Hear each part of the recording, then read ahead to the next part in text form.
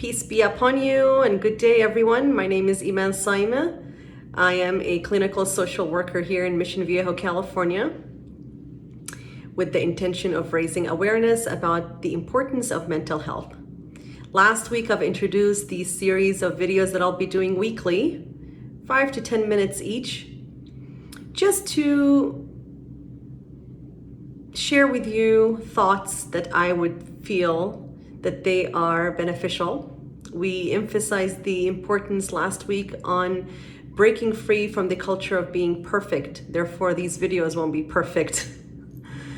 And the importance of just keeping it real, like really facing this world thinking we're not perfect, we're not going to get it perfect, we're going to do our best. I was asked a question this week that I felt that it would be very important to address and to share with everyone as I'm setting the tone for these videos. I was asked if the content of these videos will be understood and accepted by all cultural backgrounds. Very good question.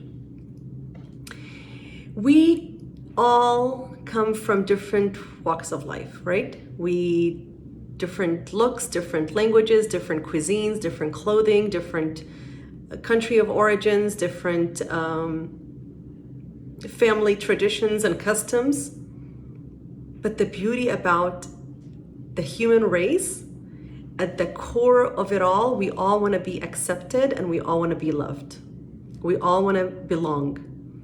So the human suffering and human pain is universal. So no matter what background you come from, if you talk to me about abandonment or divorce or hard emotions or having to relocate or sibling rivalry or not being accepted by parents or having a certain attachments or de-attachments from parents growing up, or perhaps having difficulties with dealing with relationships and spouses and in-laws. These are all universal, and it could be understood by all of us universally. How we acquire them and the background story and situation and context of all of them could be different. And that's how we all bring uniqueness to the stories. That's how we all have different unique stories. But the pain and the suffering is universal and can be understood. And I intend to make these videos and I answer my posts from that lens, because I really don't want it to be limited to certain population. I don't want it to be limited to certain faith group population. I try to make it very much a universal message, unless I have a specific question that's geared towards, let's say, the teachings of Islam. Then the answer will be from that lens. So if you're hearing this and you might think that this message will be limited, I ask you to approach it differently. What I would like to discuss today briefly is the idea of thinking that others can do it better. Are there other therapists out there doing these videos and putting out posts, information that are much better than me? Yes. Are they much more qualified than me? Absolutely. Can they eloquently state what I'm stating? Absolutely. But they're not me. You see, we all get to bring our own sunshine and own sparkle to every field that we are in.